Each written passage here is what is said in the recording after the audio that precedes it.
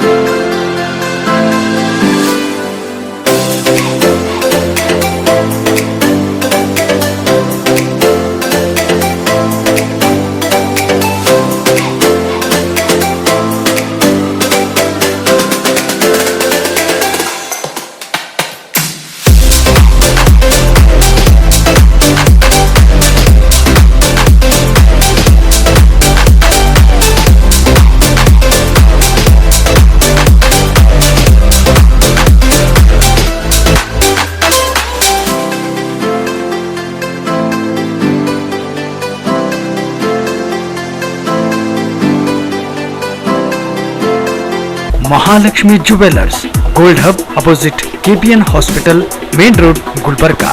ವಿಶ್ವಾಸಕ್ಕೆ ಮತ್ತೊಂದು ಹೆಸರೇ ಮಹಾಲಕ್ಷ್ಮಿ ಜುವೆಲ್ಲರ್ಸ್. ದೇವಾನಂದ್ ಸ್ಯಾರಿ ಸೆಂಟರ್ ಹಲವು ವರ್ಷಗಳಿಂದ ಕಲಬುರ್ಗಿ ಮಹಾಜನತೆಯ ಭರವಸೆ ಗಳಿಸಿರುವ ರೇಷ್ಮೆ ಸೀರೆಗಳ ಅತಿ ದೊಡ್ಡ ಶೋರೂಮ್. ಹಬ್ಬಗಳು, ಮದುವೆ, ಉಪನಯನ ಹಾಗೂ ನಿಮ್ಮ ಮನೆಯ ಶುಭ ಸಮಾರಂಭಗಳಿಗೆ ಬೇಕಾಗುವ ರೇಷ್ಮೆ ಸೀರೆಗಳಿಗೆ ದೂರದ ಬೆಂಗಳೂರು, ಹೈದರಾಬಾದ್ ನಗರಗಳಿಗೆ ಹೋಗುವ ಅಗತ್ಯವಿಲ್ಲ. ದೇವಾನಂದ್ ಸ್ಯಾರಿ ಸೆಂಟರ್ ನೀಡುತ್ತಿದೆ exclusive silk sari collections. Devanand sari centre ನಲ್ಲಿ ಈಗ ಮದುವೆ ಮುಂತಾದ ಶುಭ ಸಮಾರಂಭಗಳಿಗೆ ಕಾಂಚೀವರಂ ಸೇರಿದಂತೆ wedding brocade saris, pure Dharmavaram ಸೀರೆಗಳು, ಪ್ಯೂರ್ ಬನಾರಸ್ ಸೀರೆಗಳು, pure Uppada silk, pure Ilkal ಸೀರೆಗಳು, pure fancy Gadwal silk, pure Paithani ಸೀರೆಗಳು, ಪ್ಯೂರ್ ಸಾಫ್ಟ್ ಸಿಲ್ಕ್ ಸೀರೆಗಳು ವಿವಿಧ ವಿನ್ಯಾಸಗಳಲ್ಲಿ. ಕಲಬುರಗಿಯಲ್ಲೇ ಅತಿ ದೊಡ್ಡ ಮತ್ತು ವಿಶಾಲವಾದ 10,000 ಚದುರ ಅಡಿ ಇರುವ ಏಕೈಕ ಸ್ಯಾರಿ ಸೆಂಟರ್ ದೇವಾನಂದ್ ಸ್ಯಾರಿ ಸೆಂಟರ್. ಭೇಟಿ ಕೊಡಿ. ದೇವಾನಂದ್ ಸ್ಯಾರಿ ಸೆಂಟರ್, ಕಾಮತ್ ಹೋಟೆಲ್ ಹಿಂದುಗಡೆ, ಸೂಪರ್ ಮಾರ್ಕೆಟ್, ಕಲಬುರಗಿ.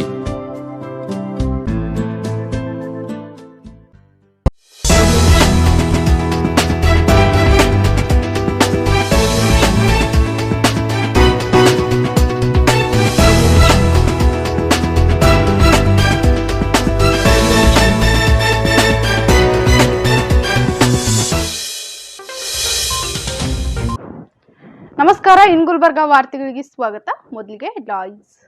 ಶ್ರೀ ಶರಣಬಸವೇಶ್ವರ ಪುಣ್ಯಕ್ಷೇತ್ರದ ಆವರಣದಲ್ಲಿ 40 ದಿನಗಳ ಕಾಲ ವಿಶೇಷ ಸಾಮಾಜಿಕ ಧಾರ್ಮಿಕ ಪ್ರವಚನ. ಪೂಜ್ಯ ಮಾತೆ ಡಾಕ್ಟರ್ ದಾಕ್ಷಾಯಿಣಿಯಪ್ಪ. ಕಲ್ಯಾಣ ಕರ್ನಾಟಕ ಪ್ರದೇಶ ಅಲ್ಲದೆ ಉತ್ತರ ಕರ್ನಾಟಕದ ಜನರಿಗೆ ಗುಲ್ಬರ್ಗಾ ಹಾರ್ಟ್ ಫೌಂಡೇಶನ್ ಮತ್ತೊಂದು ವಿಶೇಷ ಸುದ್ದಿಯನ್ನ ನೀಡಿದೆ. ಡಾಕ್ಟರ್ ಅರುಣ್ ಕುಮಾರ್ ಹರಿದಾಸ್. ಜಯನಗರದಲ್ಲಿ ಶ್ರಾವಣ ಮಾಸದ ಅಂಗವಾಗಿ ಶರಣರ ಧರ್ಮ ಆಧ್ಯಾತ್ಮಿಕ ಪ್ರವಚನ. ಲಿಂಗರಾಜ ಸಿರ್ಗಾಪುರ್. ಈಗ ವಾರ್ತೆಗಳ ವಿವರ. ಶ್ರೀ ಶರಣಬಸವೇಶ್ವರ ಪುಣ್ಯಕ್ಷೇತ್ರದ ಆವರಣದಲ್ಲಿ 40 ದಿನಗಳ ಕಾಲ ವಿಶೇಷ ಸಾಮಾಜಿಕ ಧಾರ್ಮಿಕ ಪ್ರವಚನ ಹಮ್ಮಿಕೊಳ್ಳಲಾಗಿದೆ ಎಂದು ಪೂಜ್ಯ ಮಾತೆ ಡಾಕ್ಟರ್ ದಾಕ್ಷಾಯಿಣಿಯಪ್ಪ ಅವರು ಸುದ್ದಿಗೋಷ್ಠಿಯಲ್ಲಿ ತಿಳಿಸಿದ್ದಾರೆ.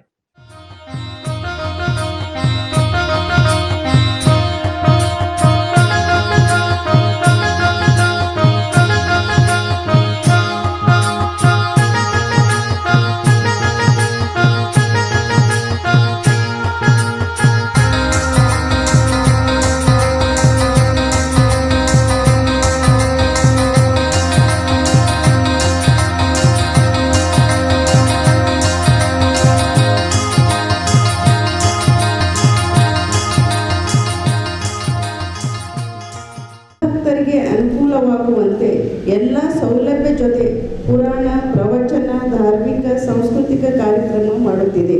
ಮೊದಲಿನಂತೆ ಪುರಾಣ, ಪ್ರವಚನ, ದಾಸೋಹ ವಿಶೇಷವಾಗಿ ನಡೆಯುತ್ತದೆ.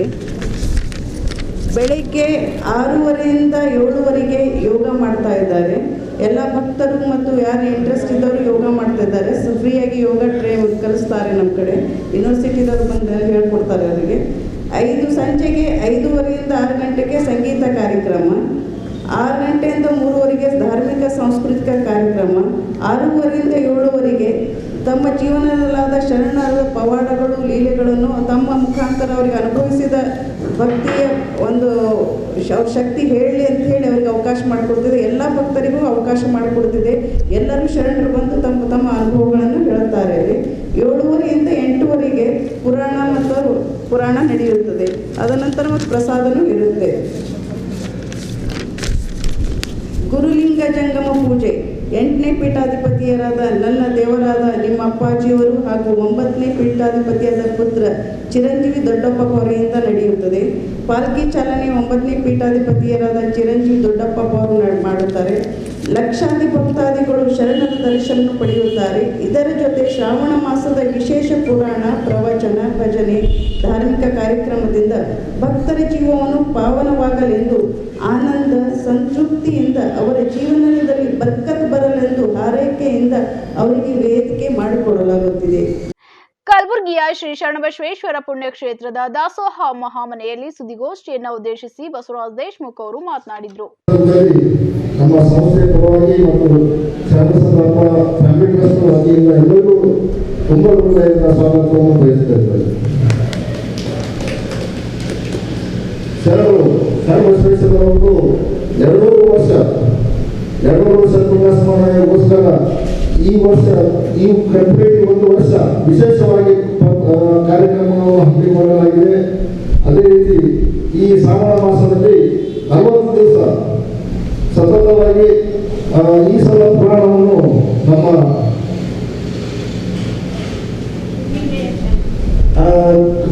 ಕಾರ್ಯಕ್ರಮಗಳನ್ನು ವಿವಿಧ ಮಕ್ಕಳ ಹೇಳ್ತಾರೆ. ಅದು ಒಂದು ಸಣ್ಣ ವಿವಿಧ ವಿಷಯ ಬಯಸ್ತೇನೆ. ಬೆಳಿಗ್ಗೆ ಸಾಯಂಕಾಲ 6 ಗಂಟೆಗೆ ನಾವು ಕಾರ್ಯಕ್ರಮವನ್ನು ಪ್ರಾರಂಭ ಮಾಡ್ತೇವೆ. 28ನೇ ತಾರೀಕಿಗೆ ಸಾಯಂಕಾಲ ಅಂದರೆ ನಮ್ಮ ಉದ್ಘಾಟನಾ ಸಮಾರಂಭಕ್ಕೆ ನಮ್ಮ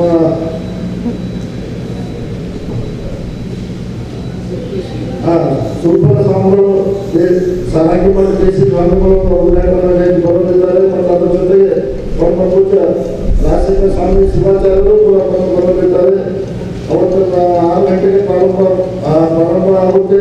ಅವರಿಂದ 40 ವರ್ಷ ಸತತವಾಗಿ 40 ದಿವಸಗಳ ಪ್ರಾರಂಭ ಕಾರ್ಯಕ್ರಮ ಇರ್ತಾರೆ. ಮತ್ತು ಈ ಸಲ ನಮ್ಮ ಶರಣಬಸವೇಶ್ವರ ವಚನವನ್ನು ಶ್ರೀ ಶಿವಲಿಂಗ ಶಿವಾಚಾರ್ಯರು ಮಾಡಲಿದ್ದಾರೆ. ಮತ್ತು ಅದು ಕಾರ್ಯಕ್ರಮ ನಂತರ ಪುರಾಣದ ನಂತರ ಸಾಂಸ್ಕೃತಿಕ ಕಾರ್ಯಕ್ರಮವನ್ನು 40 ದಿವಸ ಹಮ್ಮಿಕೊಳ್ಳಲಾಗಿದೆ. ಅದ ನಂತರ ಅದು ಉಪನ್ಯಾಸಕರು ಎಲ್ಲ ಶಿಕ್ಷಣದ ಬಗ್ಗೆ ಮಾಡ್ತಾ ಇದ್ರು ಅಪ್ಪಾಜಿಯವರು. ಈ ಸಲ 42 ವರ್ಷ ಇದಕ್ಕೋಸ್ಕರ ಶರಣರ ಮಹಿಮೆಯನ್ನು ಅಂದರೆ ನಮ್ಮ ಜೀವನದಲ್ಲಿ ಯಾರ್ಯಾರಾದರೂ ಮಹಿಮೆ ಶರಣರ ಪ್ರಭಾವವಾಗಿ ಅವ್ರಿಗೆ ಮಾತಾಡೋದನ್ನು ನಾವು 40 ದಿವಸ ಮಾಡಿದ್ದೇವೆ. ಸುಮಾರು 60-70 ಜನ ಹೆಸರು ಬರೆಸಿದ್ದಾರೆ.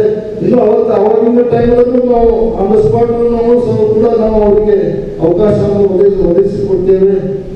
ಈ ರೀತಿ ಮತ್ತು ಪ್ರತಿ ಸೋಮವಾರ ಪಾರ್ಥಿವೋತ್ಸವವನ್ನು ಚಿರಂಜೀವಿ ದೊಡ್ಡಪ್ಪ ಅಪ್ಪಾಜಿಯವರು ಸಾಯಂಕಾಲ 5 ಗಂಟೆಗೆ ಚಾಲನೆಯನ್ನು ಕೊಡಲಿದ್ದಾರೆ. ಮತ್ತು ದಿನನಿತ್ಯ ಪಾತ್ಪೂಜೆಯವರಿಗೆ ವಿಶೇಷವಾಗಿ ಈ 40 ದಿವಸ ಪಾತ್ಪೂಜೆ ವಿಶೇಷವಾಗಿ ಪರಮ ಪೂಜ್ಯ ಅಪ್ಪಾಜಿಯವರು ಮತ್ತು ಚಿರಂಜೀವಿ ದೊಡ್ಡಪ್ಪ ಅಪ್ಪಾಜಿಯವರು ನೆರವೇರಿಸುತ್ತಿದ್ದಾರೆ. ಆಂಜಿಯೋಗ್ರಾಫ್ ಮತ್ತು ಆಂಜಿಯೋಪ್ಲಾಸ್ಟಿ 24 ಗಂಟೆಗಳ ಕಾಲ ಐಸಿಯು ಸೌಲಭ್ಯದಂತಹ ಹೃದ್ರೋಗಿಗಳಿಗೆ ಸಂಪೂರ್ಣ ಚಿಕಿತ್ಸೆ ನೀಡಿದ ಕಲಬುರಗಿಯ ಮೊದಲ ಹೃದ್ರೋಗ ಕೇಂದ್ರ ಎಂಬ ಹೆಗ್ಗಳಿಕೆಗೆ ಗುಲ್ಬರ್ಗಾ ಹಾರ್ಟ್ ಫೌಂಡೇಶನ್ ಹಿರಿಯ ಹೃದ್ರೋಗ ಮತ್ತು ಎದೆ ಶಸ್ತ್ರಚಿಕಿತ್ಸಕ ಡಾಕ್ಟರ್ ಅರುಣ್ಕುಮಾರ್ ಹರಿದಾಸ್ ಅವರು ಸುದ್ದಿಗೋಷ್ಠಿಯಲ್ಲಿ ಮಾತನಾಡಿದರು. ಕಳೆದ 8 ವರ್ಷಗಳಲ್ಲಿ ಹಿರಿಯ ಹೃದ್ರೋಗ ತಜ್ಞ doctor Basavaraj Amarkhed, doctor Iranna Hirapur, doctor Siddappa Margol ಮತ್ತು ಡಾಕ್ಟರ್ ವಿರಾಜ್ ಕಲಬುರ್ಗಿ ಅವರ ಮಾರ್ಗದರ್ಶನದಲ್ಲಿ ಹೃದ್ರೋಗಿಗಳ ಸೇವೆ ಸಲ್ಲಿಸಿದೆ. ಈವರೆಗೆ 5,000ಕ್ಕೂ ಹೆಚ್ಚು ಆಂಜಿಯೋಗ್ರಾಫ್ ಮತ್ತು 2,500ಕ್ಕೂ ಹೆಚ್ಚು ಆಂಜಿಯೋಪ್ಲಾಸ್ಟಿಗಳನ್ನು ಮಾಡಿದ್ದೇವೆ. ಅಲ್ಲದೆ 5,000ಕ್ಕೂ ಗಂಭೀರ ರೋಗಿಗಳಿಗೆ ಚಿಕಿತ್ಸೆ ನೀಡಿ ಗುಣಪಡಿಸಿದ್ದೇವೆ. ಕೋವಿಡ್ ನಿಯಂತ್ರಣಕ್ಕೆ ಇತರ ಆಸ್ಪತ್ರೆಗಳೊಂದಿಗೆ ಸಕ್ರಿಯವಾಗಿ ಭಾಗವಹಿಸಿದ್ದೇವೆ. ಇದಕ್ಕೆ ಮತ್ತೊಂದು ಗರಿ ಎನ್ನುವಂತೆ ಗುಲ್ಬರ್ಗಾ ಹಾರ್ಟ್ ಫೌಂಡೇಶನ್ ಹಿರಿಯ ಹೃದ್ರೋಗ ಮತ್ತು ಎದೆ ಶಸ್ತ್ರಚಿಕಿತ್ಸಕ ಡಾಕ್ಟರ್ ಅರುಣ್ಕುಮಾರ್ ಹರಿದಾಸ್ ಅವರ ಸಮರ್ಥ ಮಾರ್ಗದರ್ಶನದಲ್ಲಿ ತೆರೆದ ಹೃದಯದ ಶಸ್ತ್ರಚಿಕಿತ್ಸೆಗಾಗಿ ವಿಶೇಷ ವಿಭಾಗ ಆರಂಭಿಸಲಾಗಿದೆ. ಕಲ್ಯಾಣ ಕರ್ನಾಟಕದಲ್ಲಿ ಇದು ಮೊದಲನೇದಾಗಿದೆ.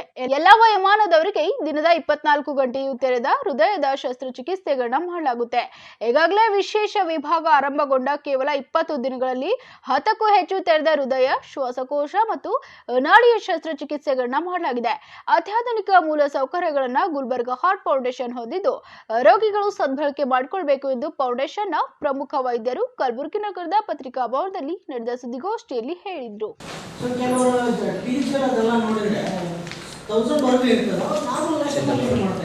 ಡಾಕ್ಟರ್ ಸಿದ್ದಪ್ಪರು ಮಾತಾಡ್ತಾರೆ ಅದ್ರ ಬಗ್ಗೆ. ಅಂದರೆ ಕೊಲೆಸ್ಟ್ರಾಲ್ ಯೂಶಲಿ ನಾರ್ಮಲ್ ಇರಬೇಕು, but usually some people it will be on higher side. We have put on medications ಮೇಲೆ ಇಟ್ಟಿರ್ತೀವಿ ಎಲ್ಲ. ಸಮ್ಟೈಮ್ಸ್ ಎಲ್ಲ 1000 ಅಂತ ಹೇಳಿದ್ರೆ ಎಲ್ಲ ಫ್ಯಾಮಿಲಿಯಲ್ಲಿ ಇರ್ತಾವೆ, ಫ್ಯಾಮಿಲಿಯಲ್ಲಿ ಬಂದಿರ್ತಾವೆ. ಸಮ್ಟೈಮ್ಸ್ ಆಲ್ಕೋಹಾಲು ಇವೆಲ್ಲ ಕೆಟ್ಟ ಅಭ್ಯಾಸ ಇದ್ರ ಸಲುವಾಗಿ ಹೈಯರ್ ಸೈಡ್ ಇರ್ತಾವೆ. ಅದು ಕೂಡ ಫ್ಯಾಟಿ ಲಿವರ್ಗೆ ಒಂದು ಆಗೋ ಸಾಧ್ಯತೆ ಇರ್ತದೆ, ಆಗೋ ಚಾನ್ಸಸ್ ಇರ್ತದೆ. ಪ್ಯಾನ್ಕ್ರೆಡೈಟಿಸ್ ಅಂತ ಹೇಳ್ತೀವಿ, ಪ್ಯಾನ್ಕ್ರೆಡೈಟಿಸು ಆಗುತ್ತೆ.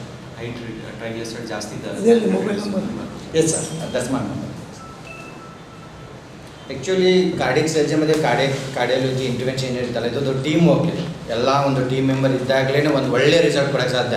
ಬರೀ ಕಾರ್ಡಿಯಾಲಜಿಸ್ಟ್ ಇದ್ದು ಕಾರ್ಡಿಯಕ್ ಸರ್ಜನ್ ಇಲ್ಲ, ಅದು ಕಾರ್ಡಿಯಕ್ ಸರ್ಜನ್ ಕಾರ್ಡಿಯಾಲಜಿಸ್ಟ್ ಇಲ್ಲ, ಯಾವುದು ಅದ್ರ ಜೊತೆ critical care. Okay, that's most important. ಎಷ್ಟೋ ಜನ ಸಿವಿಯರ್ ಹಾರ್ಟ್ ಅಟ್ಯಾಕ್ ಆಗಿಬಿಟ್ಟು ತುಂಬ ಅನ್ಸ್ಟೇಬಲ್ ಕಂಡೀಷನ್ ಬರ್ತಾರೆ. ಅದಕ್ಕೆ ಸ್ಟೆಬಿಲೈಸೇಷನ್ ಮಾಡೋಕ್ಕೆ ಕ್ವಾಲಿಫೈಡ್ ಅನಸ್ತೇಸಿಸ್ಟ್ ಇದೆ ನಮ್ಮ ಹತ್ರ ಫುಲ್ ಟೈಮ್.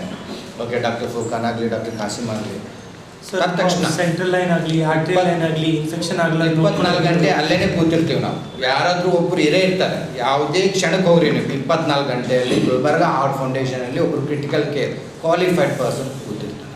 ಅವ್ರನ್ನೇನು ಫಸ್ಟ್ ಕೆಲಸ ಸ್ಟೇಬಲ್ ಮಾಡೋದು, ಅದು ತುಂಬಾ ಇಂಪಾರ್ಟೆಂಟ್. ಏನು ಮಾಡೋದು ಸ್ಟೇಬಲ್ ಮಾಡಿ ಅದಾದಮೇಲೆ ನಮ್ಮದೆಲ್ಲ ರೋಲ್ ಬರುತ್ತೆ. So we are as A team, we are working together. Bypass ಆದಮೇಲೆ ಸರ್ ಪ್ಲೀಸ್ BP ಮೇಂಟೈನ್ ಮಾಡ್ಕೊಂಡು ಹೋಗಿ. ಶುಗರ್ ಊಟ ಆದಮೇಲೆ 200 ಒಳಗೆ ಮೇಂಟೈನ್ ಮಾಡ್ಕೊಂಡು ಹೋಗಿ. ಕೊಲೆಸ್ಟ್ರಾಲ್ ಮೇಂಟೈನ್ ಮಾಡ್ಕೊಂಡು ಹೋಗಿ. ಕ್ರಿಯಾಟಿನಿನ್ ರಿಪೋರ್ಟ್ ಮೇಂಟೈನ್ ಮಾಡ್ಕೊಂಡು ಹೋಗಿ. ಇವೆಲ್ಲ ಭಾಳ ಇಂಪಾರ್ಟೆಂಟ್. ಇವು ಎಷ್ಟು ಗ್ರಾಫ್ಟ್ ಹಂಗೆ ಸರ್ವೈವಲ್ ದಿಸ್ ಥಿಂಗ್ಸ್ ಆಲ್ಸೋ ಅಷ್ಟೇ ಈಕ್ವಲಿ ಭಾಳ ಸರ್.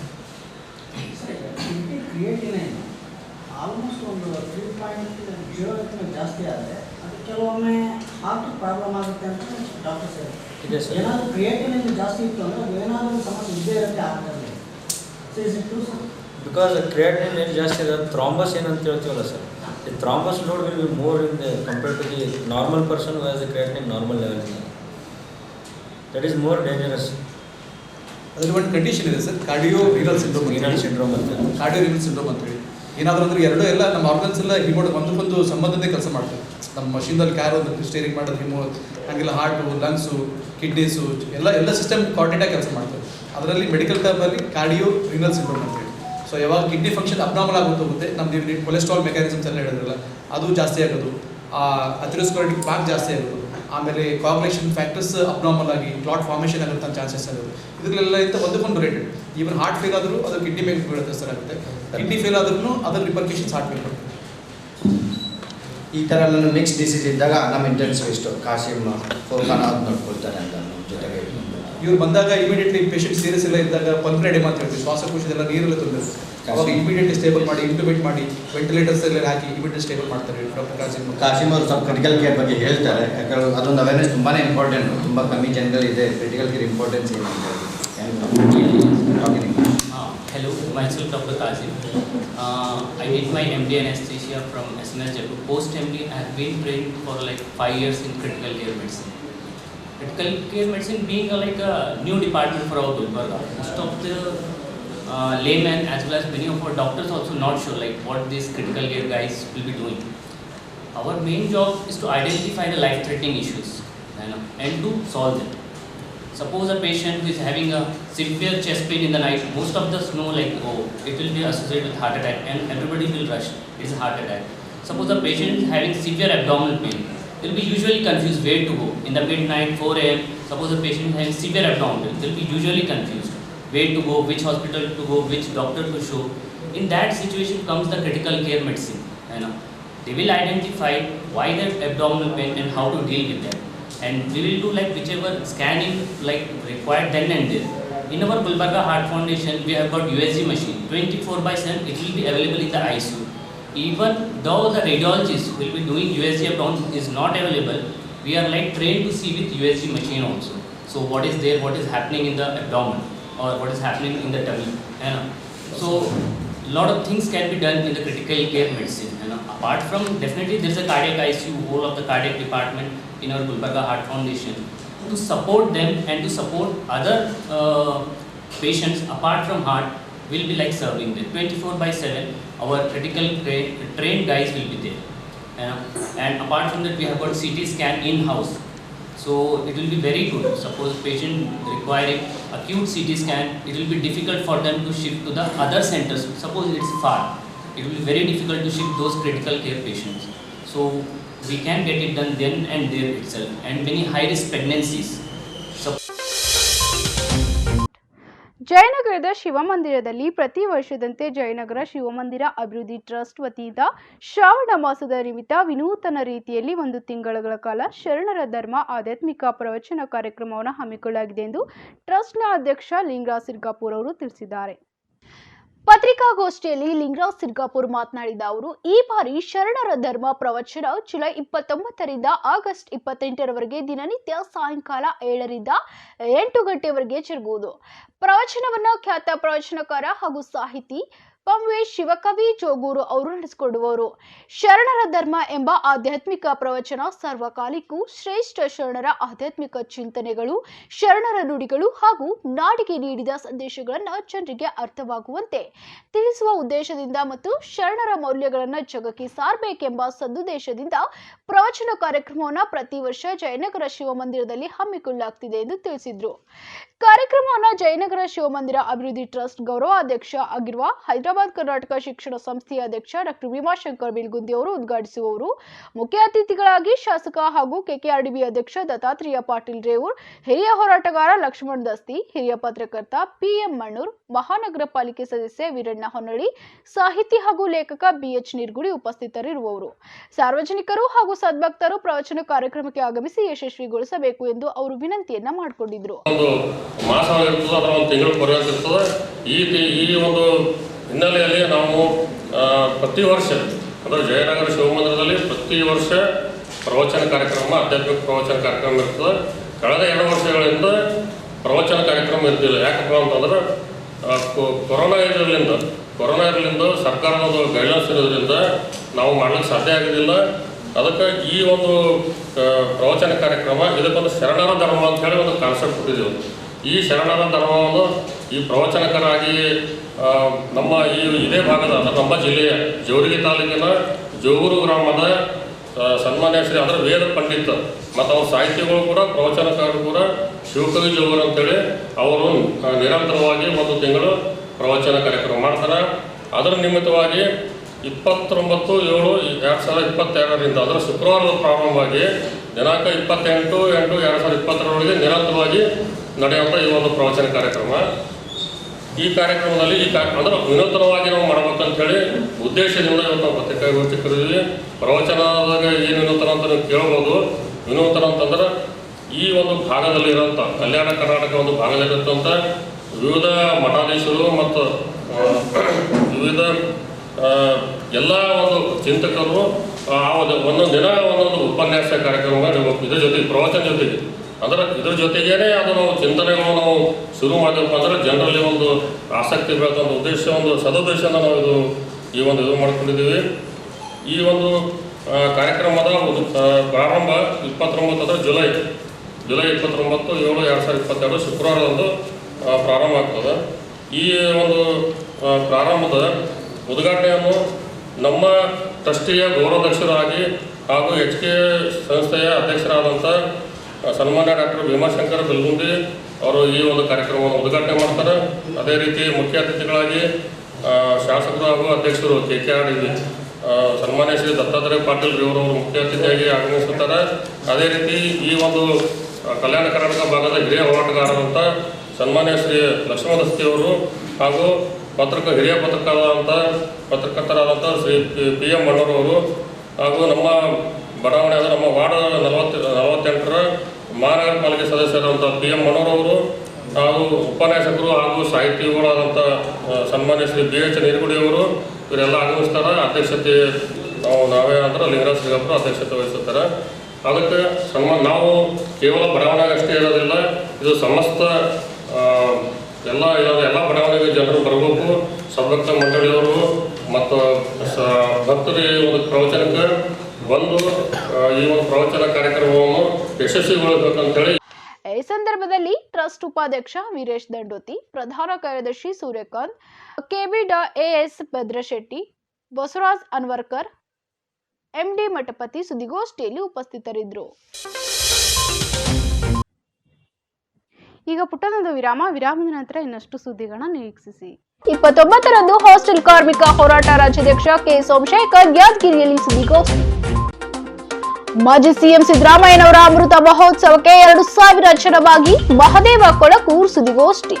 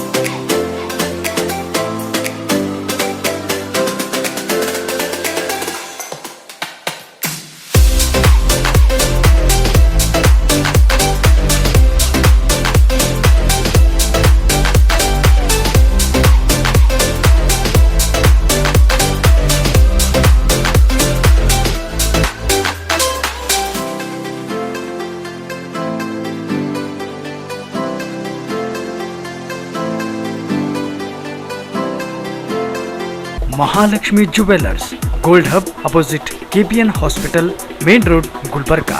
ವಿಶ್ವಾಸಕ್ಕೆ ಮತ್ತೊಂದು ಹೆಸರೇ ಮಹಾಲಕ್ಷ್ಮಿ ಜುವೆಲ್ಲರ್ಸ್. ದೇವಾನಂದ್ ಸ್ಯಾರಿ ಸೆಂಟರ್ ಹಲವು ವರ್ಷಗಳಿಂದ ಕಲಬುರ್ಗಿ ಮಹಾಜನತೆಯ ಭರವಸೆ ಗಳಿಸಿರುವ ರೇಷ್ಮೆ ಸೀರೆಗಳ ಅತಿ ದೊಡ್ಡ ಶೋರೂಮ್. ಹಬ್ಬಗಳು, ಮದುವೆ, ಉಪನಯನ ಹಾಗೂ ನಿಮ್ಮ ಮನೆಯ ಶುಭ ಸಮಾರಂಭಗಳಿಗೆ ಬೇಕಾಗುವ ರೇಷ್ಮೆ ಸೀರೆಗಳಿಗೆ ದೂರದ ಬೆಂಗಳೂರು, ಹೈದರಾಬಾದ್ ನಗರಗಳಿಗೆ ಹೋಗುವ ಅಗತ್ಯವಿಲ್ಲ. ದೇವಾನಂದ್ ಸ್ಯಾರಿ ಸೆಂಟರ್ ನೀಡುತ್ತಿದೆ exclusive silk sari collections. Devanand sari ಸೆಂಟರ್ನಲ್ಲಿ ಈಗ ಮದುವೆ ಮುಂತಾದ ಶುಭ ಸಮಾರಂಭಗಳಿಗೆ ಕಾಂಚೀವರಂ ಸೇರಿದಂತೆ wedding brocade saris, pure Dharmavaram ಸೀರೆಗಳು, ಪ್ಯೂರ್ ಬನಾರಸ್ ಸೀರೆಗಳು, pure Uppada silk, pure Ilkal ಸೀರೆಗಳು, pure fancy Gadwal silk, pure Paithani ಸೀರೆಗಳು, ಪ್ಯೂರ್ ಸಾಫ್ಟ್ ಸಿಲ್ಕ್ ಸೀರೆಗಳು ವಿವಿಧ ವಿನ್ಯಾಸಗಳಲ್ಲಿ. ಕಲಬುರಗಿಯಲ್ಲೇ ಅತಿ ದೊಡ್ಡ ಮತ್ತು ವಿಶಾಲವಾದ 10,000 ಚದುರ ಅಡಿ ಇರುವ ಏಕೈಕ ಸ್ಯಾರಿ ಸೆಂಟರ್ ದೇವಾನಂದ್ ಸ್ಯಾರಿ ಸೆಂಟರ್. ಭೇಟಿ ಕೊಡಿ. ದೇವಾನಂದ್ ಸ್ಯಾರಿ ಸೆಂಟರ್, ಕಾಮತ್ ಹೋಟೆಲ್ ಹಿಂದುಗಡೆ, ಸೂಪರ್ ಮಾರ್ಕೆಟ್, ಕಲಬುರ್ಗಿ.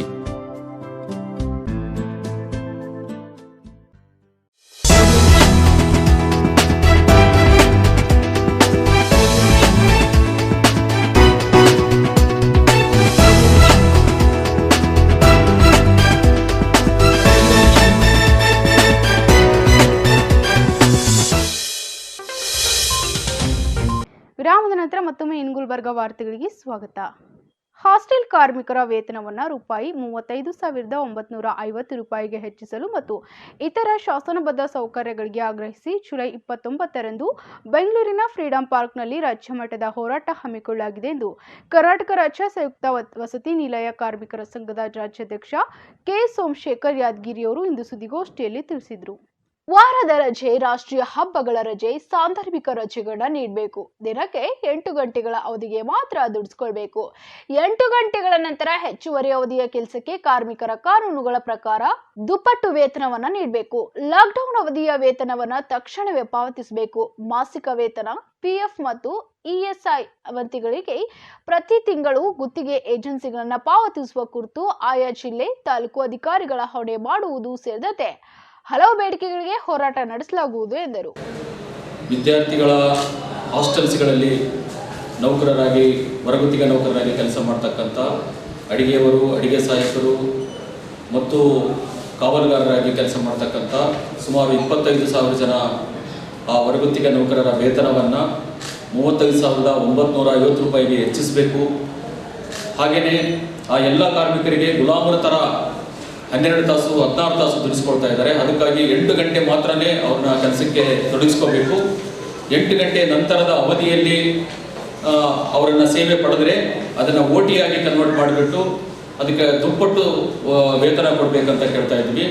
ಅದ್ರ ಜೊತೆಗೇ ಶಾಸನಬದ್ಧ ಸೌಲಭ್ಯಗಳಾಗಿರ್ತಕ್ಕಂಥ ವಾರದ ರಜೆ ಮತ್ತು ರಾಷ್ಟ್ರೀಯ ಹಬ್ಬಗಳ ರಜೆಯ ದಿನಗಳಲ್ಲಿ ಸರ್ಕಾರ ಎಲ್ಲ ಇಲಾಖೆಯಲ್ಲಿ ಇವತ್ತು ರಜೆ ಇದ್ದರೂ ಕೂಡ ಇವರನ್ನು ಹಾಗೆ ದುಡಿಸ್ಕೊಳ್ಳಾಗ್ತಾ ಇದೆ. ಅದಕ್ಕೋಸ್ಕರ ಆ ಒಂದು ಇದಕ್ಕೆ ರಜೆ ಕೊಡಬೇಕು.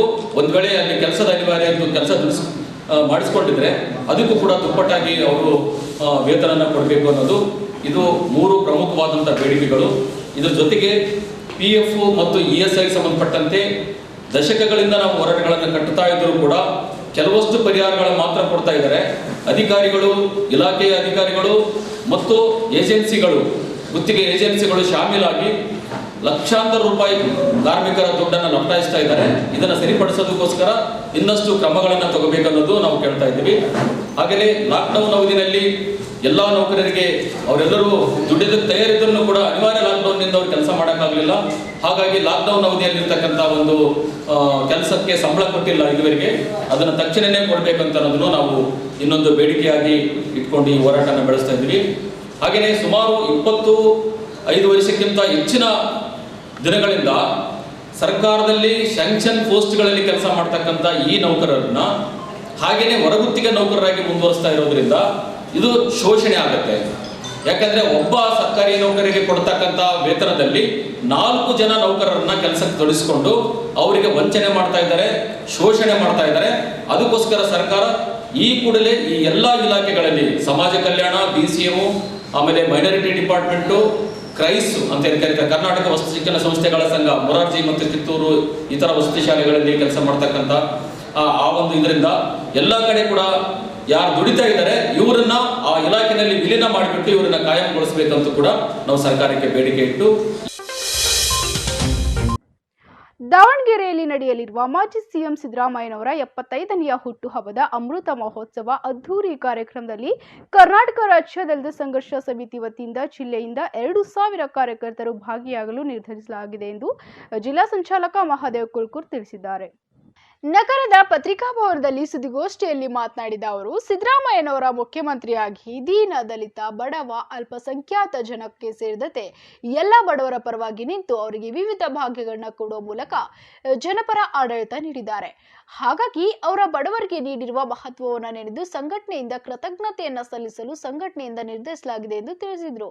ಚಲೋ ಅಂತಕ್ಕಂಥ ಒಂದು ಕಾರ್ಯಕ್ರಮಕ್ಕೆ ದಲಿತ ಸಂಘರ್ಷ ಸಮಿತಿ ಈ ಜಿಲ್ಲೆಯಿಂದ ಸುಮಾರು 2,000ರಿಂದ 3,000 ಕಾರ್ಯಕರ್ತರು ನಾವು ತೆಗೆದುಕೊಂಡು ಹೋಗಿ ಆ ಕಾರ್ಯಕ್ರಮಕ್ಕೆ ಭಾಗಿಯಾಗುತ್ತೇವೆ. ಮತ್ತು ಇಡೀ ರಾಜ್ಯಾದ್ಯಂತ ಕರ್ನಾಟಕ ರಾಜ್ಯ ದಲಿತ ಸಂಘರ್ಷ ಸಮಿತಿ ಲಕ್ಷ್ಮೀನಾರಾಯಣ ನಾಗವಾರ್ ಅವರ ಒಂದು ಸಂಚಾಲಕರ ಆದೇಶದ ಮೇರೆಗೆ ಎಲ್ಲ ಜಿಲ್ಲೆಯಿಂದ ನಮ್ಮ ದಲಿತ ಸಂಘರ್ಷ ಸಮಿತಿ ಕಾರ್ಯಕರ್ತರು ಅಲ್ಲಿ ಭಾಗಿಯಾಗಲಿದ್ದೇವೆ. ಮುಖ್ಯಮಂತ್ರಿ ಸಿದ್ದರಾಮಯ್ಯ ಸಾಹೇಬರು ಕರ್ನಾಟಕ ರಾಜ್ಯದ ಮುಖ್ಯಮಂತ್ರಿ ಆದ ತಕ್ಷಣ ಒಂದು SC/ST ವಾಲ್ಮೀಕಿ ನಿಗಮದ ಏನು ಹಿಂದೆ ಸಾಲ ಮಾಡಿದರು, ಆ ಸಾಲ ಮಾಡಿದಂಥ ಫಲಾನುಭವಿಗಳಿಗೆ ಸಾಲ ಮನ್ನಾ ಘೋಷಣೆ ಮಾಡುವುದರ ಮುಖಾಂತರ ಮತ್ತು ದಲಿತ ಮತ್ತು ಹಿಂದುಳಿದ ಅಲ್ಪಸಂಖ್ಯಾತರ ಒಂದು ಜನರಿಗೆ ಒಂದು ಒಳ್ಳೆಯ ನ್ಯಾಯ ಮತ್ತು ಸಾಮಾಜಿಕ ನ್ಯಾಯ ಇಸ್ಕೊಡೋದ್ರ ಮುಖಾಂತರ ಇವತ್ತು ನಮ್ಮ ಕರ್ನಾಟಕ ರಾಜ್ಯದಲ್ಲಿ ಮುಖ್ಯಮಂತ್ರಿಗಳಾಗಿ ಅವರು ಮಾಡಿದ್ದಾರೆ. ಆರ್ಥಿಕವಾಗಿ ಕರ್ನಾಟಕ ರಾಜ್ಯದಲ್ಲಿ ಯಾವ ಮುಖ್ಯಮಂತ್ರಿಗಳು ಸಹಿತ ಮುಂಬರಲು ದಲಿತರಿಗೆ ಅವಕಾಶ ಮಾಡಿಕೊಟ್ಟಿರುವುದಿಲ್ಲ. ಅದಕ್ಕಾಗಿ ಪ್ರಥಮವಾಗಿ ಈ ಭಾರತ ದೇಶ ಕಂಡ ಮುಖ್ಯಮಂತ್ರಿಯಲ್ಲಿ ಸಿದ್ದರಾಮಯ್ಯ ಸಾಹೇಬರು ಒಬ್ಬರು ಅಂತೇಳಿ ನಾವು ಕರ್ನಾಟಕ ರಾಜ್ಯ ದಲಿತ ಸಂಘರ್ಷ ಸಮಿತಿ ಭಾವಿಸುತ್ತಾ ತಕ್ಷಣವಾಗಿ ಆರ್ಥಿಕವಾಗಿ ಮುಂದೆ ಬರ್ಲಕ್ಕ SC/ST ಗುತ್ತಿಗೆದಾರರನ್ನು 50 ಲಕ್ಷ ರೂಪಾಯಿ ಯಾವುದೇ ಟೆಂಡರ್ ಇಲ್ಲಾರದೆ ಅವರಿಗೆ ಮೀಸಲಾತಿ ಮುಖಾಂತರ ಟೆಂಡರ್ ದರದಲ್ಲಿ ಮೀಸಲಾತಿ ಮುಖಾಂತರ ಇವತ್ತು ಅವರು ಆ ಕಾಯ್ದೆಯನ್ನು ತಂದು ಇವತ್ತು ನಮ್ಮ SC/ST ಜನರಿಗೆ ಅನುಕೂಲ ಮಾಡಿದಂಥ ಒಂದು ಸಂದರ್ಭ ಇದೆ. ಮತ್ತು ಪ್ರತಿ ಮಕ್ಕಳ ವಿದ್ಯಾಭ್ಯಾಸವನ್ನು ಶಿಕ್ಷಣದಲ್ಲಿ ಮುಂದೆ ಬರಬೇಕಂತಕ್ಕಂಥ ಒಂದು ದೃಷ್ಟಿಯನ್ನು ಇಟ್ಕೊಂಡು ಮೊರಾರ್ಜಿ ದೇಸಾಯಿ ಸ್ಕೂಲುಗಳನ್ನು ಪ್ರತಿ ಹೋಬಳಿಗೆ ಒಂದು ವಸತಿ ಶಾಲೆಯಂತೆ ಅವರು ಮುಖ್ಯಮಂತ್ರಿ ಇದ್ದ ಅವಧಿಯಲ್ಲಿ ಇವತ್ತು ಅವರು ಮಾಡಿದ್ದಾರೆ. ಅದೇ ರೀತಿ ಸರ್ಕಾರಿ ದಲಿತರ ನೌಕರರನ್ನು ಏನು ಮುಂಬಡ್ತಿಯಲ್ಲಿ ಸುಪ್ರೀಂ ಕೋರ್ಟ್ ಆದೇಶ ರದ್ದು ಮಾಡಿದಾಗ ಅದನ್ನು ತಕ್ಷಣವಾಗಿ ಮುಖ್ಯಮಂತ್ರಿಗಳು ತಮ್ಮ ಜವಾಬ್ದಾರಿಯನ್ನು ತೆಗೆದುಕೊಂಡು ಸುಗ್ರೀವಾಜ್ಞೆ ಹೊರಡಿಸುವುದರ ಮುಖಾಂತರ ಮತ್ತನ್ನೋದನ್ನು ಯಥಾವತ್ತವಾಗಿ ಮುಂದುವರಿಸಿದ್ದಾರೆ. ಇಂಥ ಒಬ್ಬ ಮಹಾನಾಯಕನ ಹುಟ್ಟುಹಬ್ಬವನ್ನು ಇವತ್ತು ದಾವಣಗೆರೆಯಲ್ಲಿ ಆಚರಣೆ ಮಾಡ್ತಾ ಇದ್ದಾರೆ. ಈ ಸಂದರ್ಭದಲ್ಲಿ ಜಿಲ್ಲಾ ಸಂಘಟನಾ ಸಂಚಾಲಕ ಭೀಮ್ಶಾ ಖನ್ನಾ ಮಾತನಾಡಿ, ರಾಜ್ಯದಲ್ಲಿ 16 ಬಾರಿ ಬಜೆಟ್ ಮಂಡನೆ ಮಾಡುವ ಮೂಲಕ ದಲಿತರಿಗೆ ಹಲವಾರು ಯೋಜನೆಗಳನ್ನ ನೀಡಿದ್ದಾರೆ. SC/ST ನಿಗಮಗಳ 2.50 ಲಕ್ಷ ಫಲಾನುಭವಿಗಳ 581 ಕೋಟಿ ಸಾಲ ಮನ್ನಾ ಮಾಡಿದ ಏಕೈಕ ಮುಖ್ಯಮಂತ್ರಿಯಾಗಿದ್ದಾರೆ. ರಾಜ್ಯದಲ್ಲಿ ಡಾಕ್ಟರ್ ಅಂಬೇಡ್ಕರ್, ಡಾಕ್ಟರ್ ಬಾಬು ಜಗಜೀವನ್ ರಾಮ್ ಹಾಗೂ ವಾಲ್ಮೀಕಿಯವರ ಹೆಸರಿನಲ್ಲಿ 8,199 ಭವನಗಳನ್ನ ನಿರ್ಮಾಣ ಮಾಡಿದ್ದಾರೆ. SC/STಗೆ ಟೆಂಡರ್ಗಳಲ್ಲಿ 50 ಲಕ್ಷದವರೆಗೆ ಹೆಚ್ಚಿಸಿರುವುದು ನೆನಪಿಸಲೇಬೇಕು ಎಂದು ಹೇಳಿದರು. ಸಿದ್ದರಾಮಯ್ಯ ಸಾಹೇಬರು ಈ ಒಂದು ದಲಿತರು ಮತ್ತು ದಮನಿತರ ಒಂದು ಏಳಿಗೆಗಾಗಿ ಅವರು ಕೊಟ್ಟಿರ್ತಕ್ಕಂಥ ಕೊಡುಗೆಯ ಒಂದು ಹಿನ್ನೆಲೆಯಲ್ಲಿ ಇವತ್ತು ನಾವು ಕರ್ನಾಟಕ ರಾಜ್ಯ ದಲಿತ ಸಂಘರ್ಷ ಸಮಿತಿಯ ಒಂದು ಕಾರ್ಯಕರ್ತರು ಒಂದು ಸಭೆಯಲ್ಲಿ ಭಾಗವಹಿಸಬೇಕಾಗುತ್ತದೆ. ಸಿದ್ದರಾಮಯ್ಯ ಸಾಹೇಬರು SC ಮತ್ತು ST ಹಿಂದುಳಿದ ವರ್ಗ ಮತ್ತು ಇತರೆ ಎಲ್ಲ ಜನಾಂಗದವರಿಗೆ ಕೊಟ್ಟಿರ್ತಕ್ಕಂಥ ಕೊಡುಗೆ ಭಾಳ ಅಮೂಲ್ಯವಾಗಿರ್ತಕ್ಕಂಥದ್ದು. ಸನ್ಮಾನ್ಯ ಮುಖ್ಯಮಂತ್ರಿಗಳಾಗಿರ್ತಕ್ಕಂಥ ದಿವಂಗತ ದೇವರಾಜ್ ಅರಸುರವರು ಮುಖ್ಯಮಂತ್ರಿ ಆಗಿರ್ತಕ್ಕಂಥ ಸಂದರ್ಭದಲ್ಲಿ ಆಗಿನ ಒಂದು ಕಾಲದಲ್ಲಿ ತಂದಿರತಕ್ಕಂಥ ಉಳುವನೆ ಬೋವಡೆ ಅಂತಕ್ಕಂಥ ಕಾಯ್ದೆಯ ಮುಖಾಂತರ ಮತ್ತು ಆದ ನಂತರವಾಗಿ ರಾಜ್ಯದಲ್ಲಿ ದಮನಿತರಿಗೆ, ದಲಿತರಿಗೆ ಮತ್ತು ಹಿಂದುಳಿದ ವರ್ಗದವರಿಗೆ ಯಾವುದೇ ಕಾರ್ಯಕ್ರಮ ನೀಡುವಲ್ಲಿ ಯಾವುದೇ ಸರ್ಕಾರ ಭಾಳ ವಿಳಂಬವಾಗಿತ್ತು. ಸನ್ಮಾನ್ಯ ಸಿದ್ದರಾಮಯ್ಯ ಸಾಹೇಬರು ಮುಖ್ಯಮಂತ್ರಿ ಆದ ನಂತರ ಕರ್ನಾಟಕ ರಾಜ್ಯದಲ್ಲಿ ಒಂದು ಕ್ರಾಂತಿನೇ ಆಗೋಯಿತು ಅಂತಕ್ಕಂಥ ಒಂದು ಮಾತನ್ನು ಹೇಳಬೇಕಾಗ್ತದೆ. ಯಾಕಂತಂದರೆ ಈ ರಾಜ್ಯದಲ್ಲಿ ಇರ್ತಕ್ಕಂಥ ಶೋಷಿತರಿಗೆ ಪರವಾಗಿ ಅವರ ಕಷ್ಟ ಸುಖವನ್ನು ಎತ್ತಿರ್ತಕ್ಕಂಥ ಸಿದ್ದರಾಮಯ್ಯ ಸಾಹೇಬರು ಅವರ ಕಷ್ಟ ಸುಖಕ್ಕೆ ನೆರವಾಗಿ ಅನೇಕ ಕಾರ್ಯಕ್ರಮಗಳನ್ನು ತರುವುದರ ಮುಖಾಂತರ ಆ ಜನಾಂಗಕ್ಕೆ ಧ್ವನಿಯಾಗಿ ನಿಂತು ಒಳ್ಳೆಯ ಕೆಲಸವನ್ನು ರಾಜ್ಯದಲ್ಲಿ ಮಾಡಿರುವ ಪ್ರಯುಕ್ತವಾಗಿ ಕರ್ನಾಟಕ ರಾಜ್ಯ ದಲಿತ ಸಂಘರ್ಷ ಸಮಿತಿ ಆಗಸ್ಟ್ 3ರಂದು ಎಲ್ಲ ಕಾರ್ಯಕರ್ತರನ್ನು ಒಳಗೊಂಡು ಈ ಕಾರ್ಯಕ್ರಮಕ್ಕೆ ಭಾಗವಹಿಸಿ ಕಾರ್ಯಕ್ರಮ ಯಶಸ್ವಿಗೊಳಿಸಲು ಸುದ್ದಿಗೋಷ್ಠಿಯಲ್ಲಿ ದೌಲಪ್ಪ ಮದನ್, ಲಚ್ಚಪ್ಪ ಜಮಾದಾರ್, ಮಹಾಂತೇಶ್ ಕೌಲ್ಗಿ, ಸಾತಪ್ಪ ತೆಗ್ನೂರ್ ಉಪಸ್ಥಿತರಿದ್ದರು. ಕಲಬುರಗಿಯ ಇಂದಿನ ಹವಾಮಾನ ಹೀಗಿದೆ. ಕಲಬುರಗಿಯಲ್ಲಿಂದು ಗರಿಷ್ಠ 26 ಡಿಗ್ರಿ ಸೆಲ್ಸಿಯಸ್, ಕನಿಷ್ಠ 22 ಡಿಗ್ರಿ ಸೆಲ್ಸಿಯಸ್ ಉಷ್ಣಾಂಶ ದಾಖಲಾಗಿತ್ತು.